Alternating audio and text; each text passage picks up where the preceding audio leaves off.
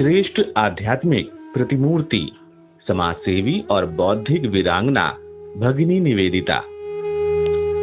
मानव मात्र के प्रति भगवान बुद्ध के करुणा के मार्ग पर चलने की दीक्षा 25 मार्च 1898 को स्वामी विवेकानंद ने आयरलैंड में जन्मी और लंदन के चर्च बोर्डिंग स्कूल में पढ़ी। जिस मार्गरेट एलिजाबेथ नोबेल को दी थी, उसने गुरु द्वारा दिए नाम भगिनी निवेदिता को सार्थक व साकार किया।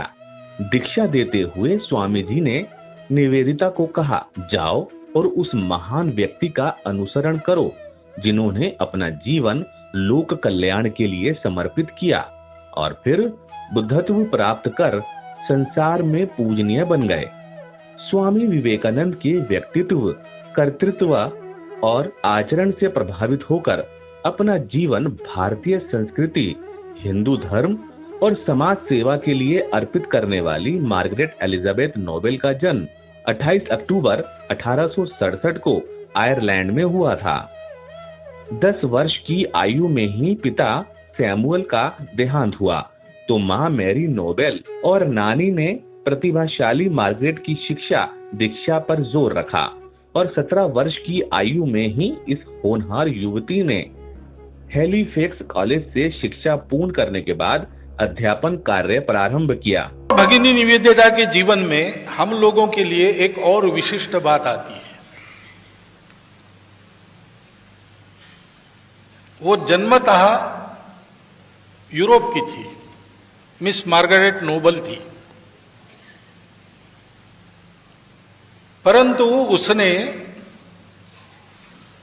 अपने मानस को संपूर्ण बदलते हुए भारत के साथ अपने आप को एकाकार किया।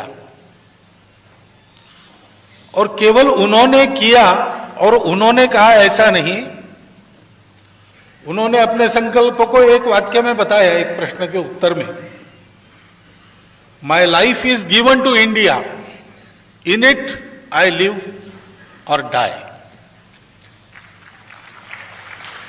और उनके समाधि के पश्चात वहां पर जो लिखा है वो हम पढ़ते हैं तो सारे भारतवासियों ने उनके इस प्रयास का जो मूल्यांकन किया है वो मिलता है। वहां पर लिखा गया है, here repossess sister Nivedita who gave India her all.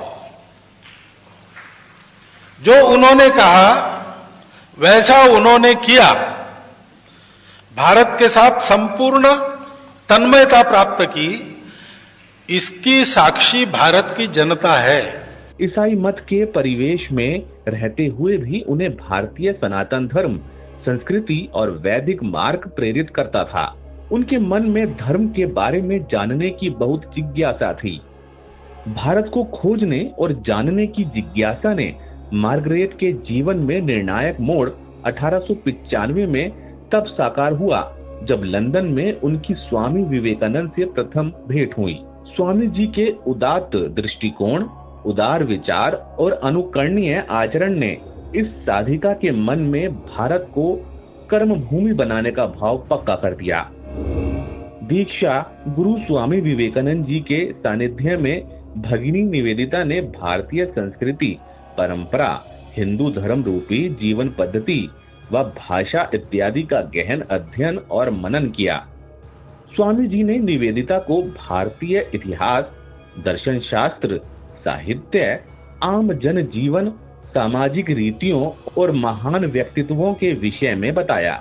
इस तरह भगिनी निवेदिता ने न केवल सैद्धांतिक रूप में ग्रंथों और पुस्तकों के माध्यम से बल्कि भारत के ओर छोर की यात्रा और प्रवास के माध्यम से एक एक चीज को जाना, समझा और अपनाया। अल्मोड़ा में उन्होंने पहली बार ध्यान की कला को सीखा। इसके साथ ही समय समय पर स्वामी विवेकानंद, जोसेफिन मैक्लॉयड और सारा बुल के साथ भगिनी निवेदिता ने कश्मीर समेत भारत के कई हिस्सों का भ्रमण किया और एकदम निकट से यहाँ के लोगों, इतिहास और संस्कृति को समझा।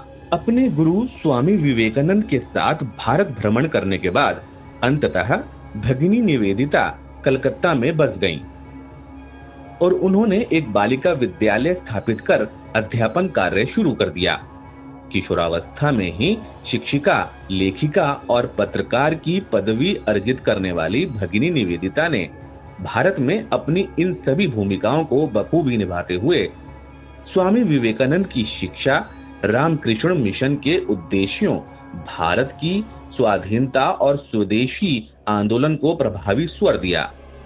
भारतीय संस्कृति और धर्म के प्रचार प्रसार और इनके विरुद्ध दुष्प्रचार का मुकाबला करने के साथ प्लेग महामारी में बीमारों की सेवा में अपनी सुध बुध खोने वाली निवेदिता भारत का गौरव सिद्ध हुई।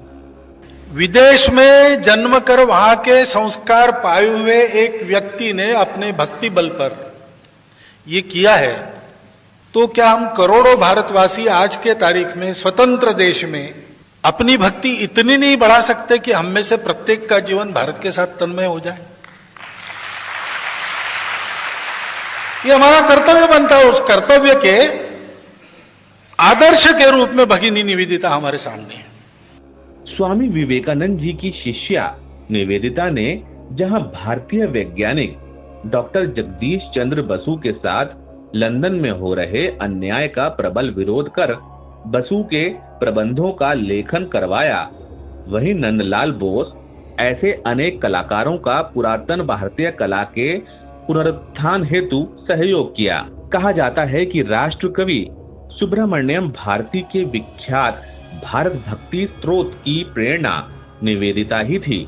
महर्षि अरविंद के क्रांतिकारियों को संगठित करने के कार्य में भी भगिनी निवेदिता का संबल निहित था। उनकी अनुपस्थिति में वंदे मातरम के संपादन की जिम्मेदारी निवेदिता को ही मिली थी। शारदा देवी ने बड़े स्नेह के साथ उन्हें बंगाली में खूकी अर्थात छोटी बेटी कहकर यूं ही नहीं पुकारा होगा। शिक्षा दान के साथ समाज सेवा का पुण्य कार्य, भारत की स्वतंत्रता की चिंता के साथ ही भगिनी निवेदिता ने प्राचीन हिंदू आदर्शों को शिक्षित लोगों तक पहुंचाने के लिए अंग्रेजी भाषा में पुस्तकें लिखी और घूम घूम कर अपने व्याख्यानों के द्वारा हिंदू धर्म और वैदिक वाङ्मय का प्रचार प्रसार कर अपने गुरु स्वामी विवेकानंद जी की आशा और अपेक्षाओं पर खरा उतरने का कार्य किया। आज एक भारत श्रेष्ठ भारत के स्वामी विवेकानंद जी के संकल्प के साथ नए भारत में नई पीढ़ी बहुआयामी व्यक्तित्व की धनी एक श्रेष्ठ आध्यात्मिक प्रतिमूर्ति, समाज सेवी, बौद्धिक वीरांगना और कर्तव्य के लिए जीवन अर्पित करने वाली भारत माता की अमर पुत्री भगिनी निवेदिता की पावन स्मृतियों पर उनको हार्दिक नमन करती है।